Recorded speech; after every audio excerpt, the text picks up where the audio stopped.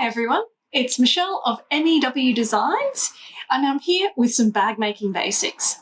I decided to record some videos with some hints, tips, tricks, things that I would have liked to have known when I started bag making. Things that are just going to make life a little bit easier. So for this video, it's about thread. Thread's one of those things that you don't really notice on a bag, but it can make all the difference. When starting off, my biggest tip is use what makes your machine happy. My Juki, for instance, only really likes rasant thread. So that's what I use on it. Why push it to go any further? You'll more than likely have some sort of basic thread in your collection already. So I've got some Metler, some Gutermann, and then of course the rasant that the Juki likes. This is perfectly fine for bag making. Your Gutermann and Metler and most of those threads are a polyester. It's great. Your rasant is a little bit different. It is a polyester core and then there's cotton wrapped all around the outside. Some stores will even have a thicker thread. I never had any luck with this particular type of thread on my Juki, but I've seen some really fantastic results from other people. And it is just a slightly thicker thread, which is great. I've also seen people ask questions about using the Overlooking variegated thread. I find that because the colour change is so far apart because it's designed for an overlocker, you just don't get that pop that you get on some of the other threads that are designed for bag making. Absolutely don't use woolly nylon. That's not going to create great seams. Once you start delving into the land of thread, you'll start to see thread referred to different things. So denier, tex, metric.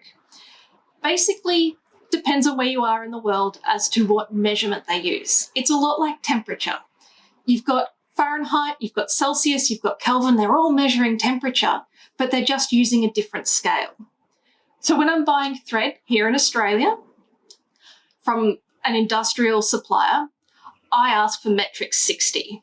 The reason that I particularly like the 60 is that on my cylinder arm walking foot, which I've named Faffy McFaff Pants because we faffed a lot at the start, it's a lighter machine and prefers a thinner thread.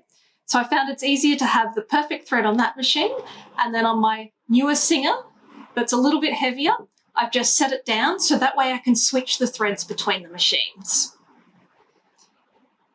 One of the other questions that pops up is once you move into these industrial threads, there's bonded and then there's unbonded.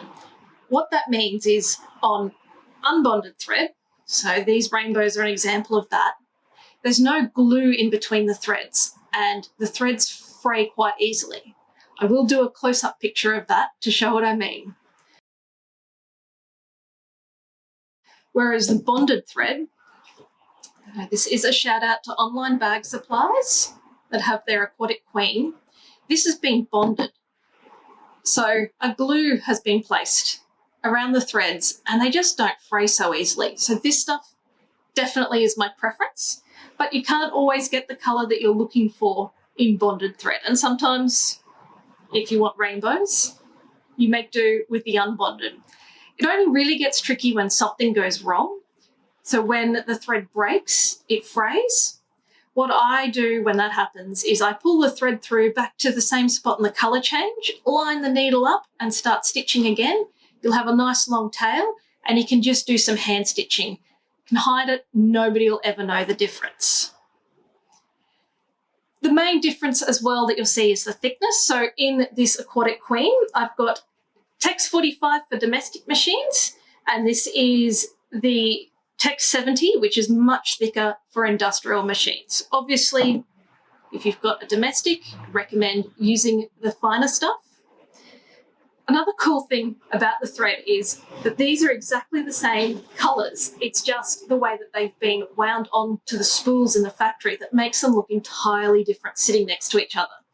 You'll even see the same thread looking different sitting side by side, and that's just an artefact of the way that it's spun.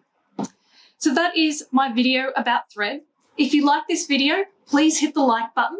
If you'd like to be notified when I upload my next video, please hit that subscribe button and absolutely give me some suggestions down in the comments because I'd love to know what other tips, tricks, areas of bag making that you'd love to hear about.